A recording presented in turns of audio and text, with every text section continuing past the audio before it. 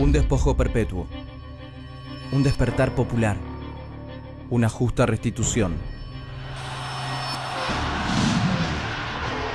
Que las revoluciones no se exportan.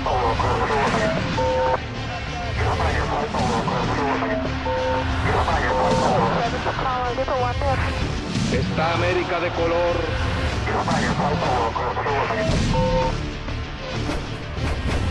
Revoluciones.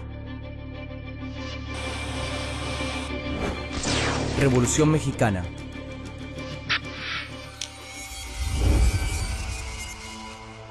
(1856) La Ley Lerdo.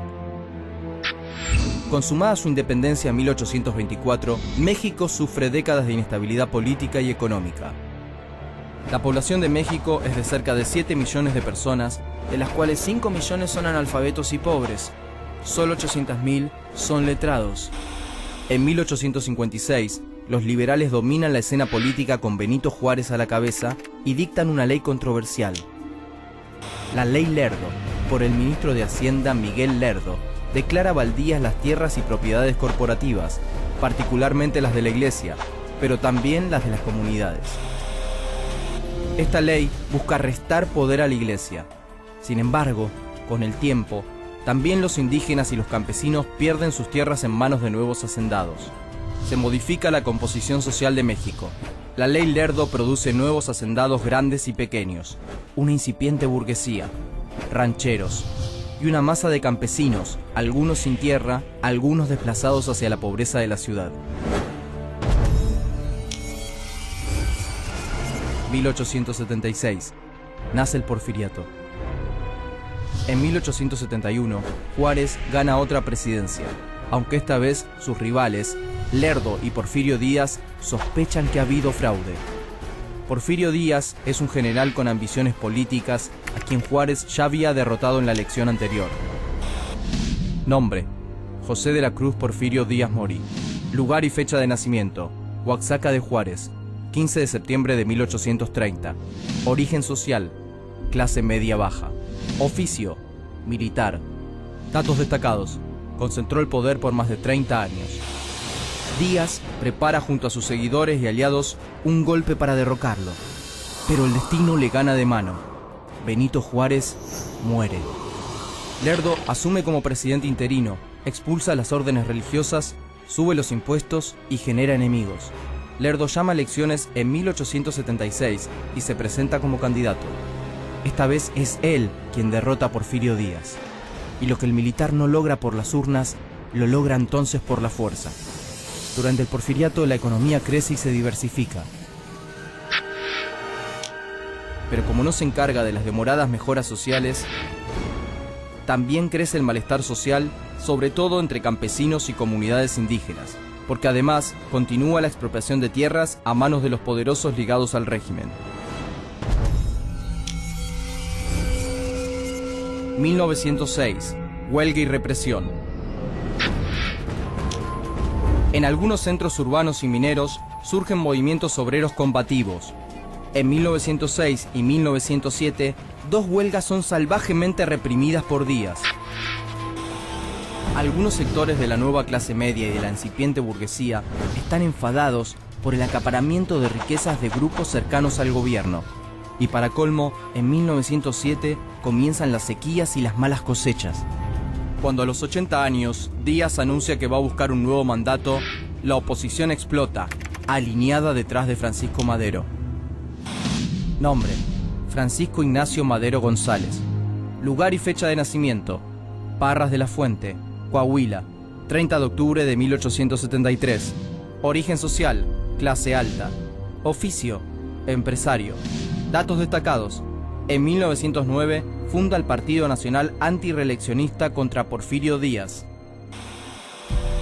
Pero una vez más, Díaz manipula las elecciones y Madero, perseguido, huye a los Estados Unidos.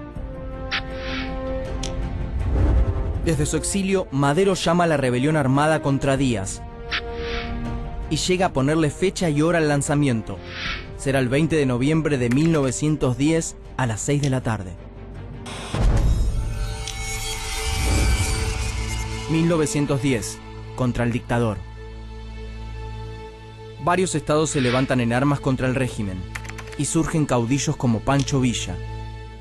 Nombre: José Doroteo Arango Arámbula, alias Pancho Villa.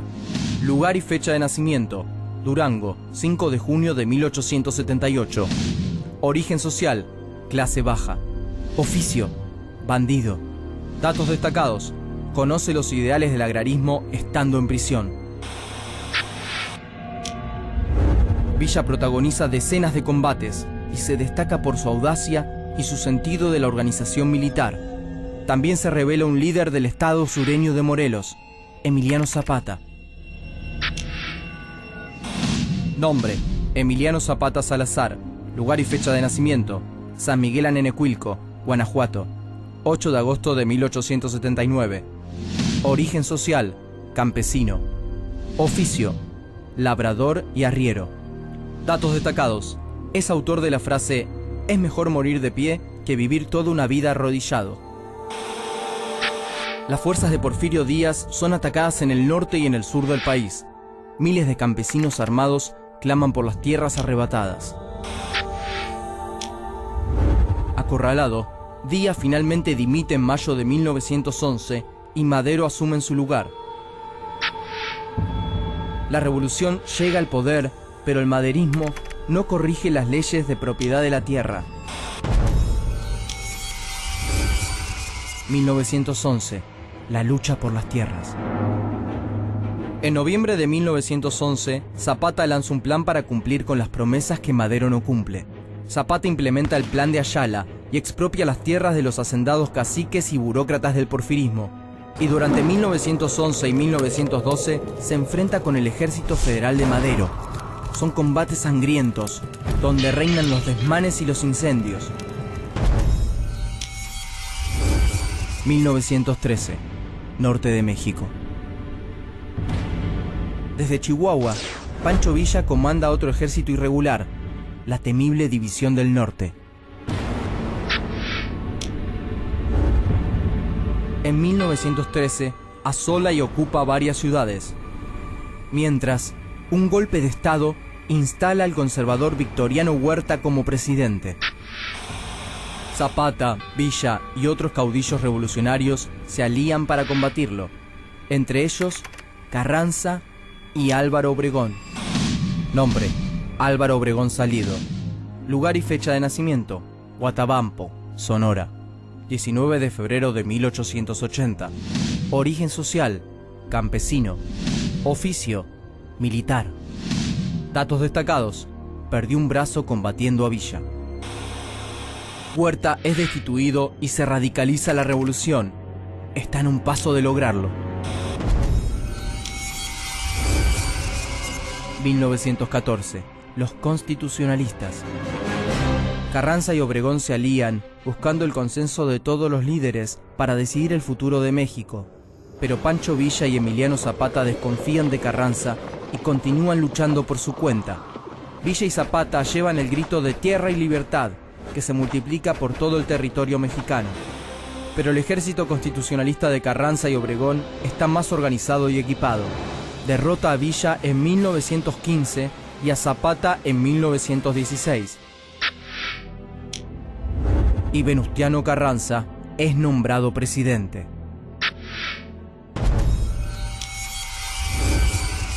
En 1917 nace un nuevo México. Una nueva constitución finalmente establece una fuerte regulación sobre las tierras. Pero Carranza no emprende reformas sociales importantes.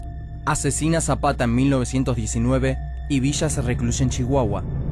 Con el tiempo, Álvaro Obregón se diferencia de Carranza y apoya reivindicaciones de obreros y campesinos.